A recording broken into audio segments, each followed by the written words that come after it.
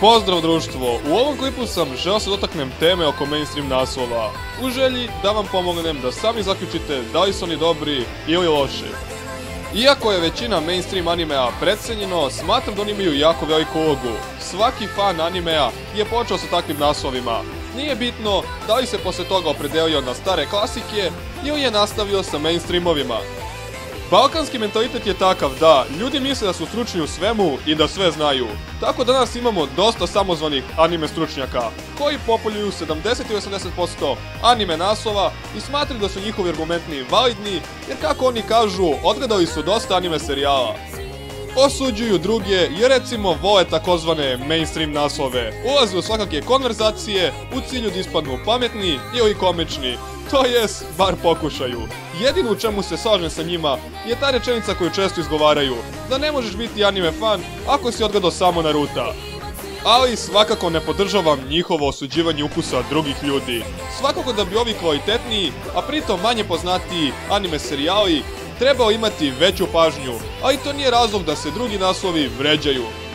Svako od nas ima različiti ukus i mislim da je bespotrebno nazivati nekoga retardom ili tome sličnom samo to što ne voli tvoj tip animea. Iako ima dosta mainstream naslova, svakako se 3 imena izdvajaju, a to su Naruto, Bleach i One Piece. Ljudi često greše kada kažu da su ovi naslovi jeftino prikazani i da su isključivo za decu. A isti ti naslovi imaju jako razređenu priču, koja uključuje više likova. Posjeduju prevelike eksplozije akcije, ali to je normalno, jer zašto biste gledali shonen naslove ako ne volite borbe? Neki će sada reći da je sve to prosto prikazano, ali treba se setiti da anime serijali jesu stvoreni da bi mi uživali u njima, a ne da bismo im tražili mane. Sad će ovi naši čuveni anime kritičari reći, ovaj nije normalan, dok će više braniti mainstream naslove. I da li u životu pogledao nešto sem njih? Svakako da jesam, odgledao sam preko nekih 100-ak naslova i mogu reći da jedni i drugi imaju svoje prednosti. To se tiče manjih naslova, mislim da im se svakako treba dati šansa i time pokazati da anime serijali nisu samo političke priče za decu i srednjoškolce, ali kao što sam već rekao, ne odlučujemo mi, nego anime industrija.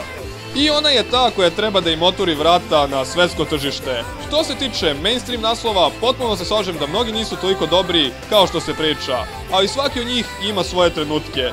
Ljudi više vole da gledaju tipične shonen naslove, tako da kada bi bila neka anonimna anketa, mislim da bi 90% njih izabralo tipične mainstreamove.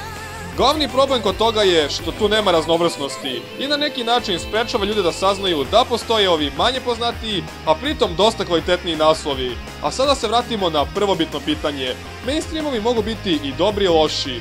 Ja lično smatram da su dobri iz razloga što mogu biti korisni za ljude koji su tek počeli gledati anime, a za nas ostao je odlična stvar za ubijanje slobodnog vremena, jer su to obično priče koje su razvučene na preko 100 ili 200 epizoda. To je to što se tiče ovog videa, nadam se da ste uživali, a mi se vidimo u nekom sljedećem. Pozdrav!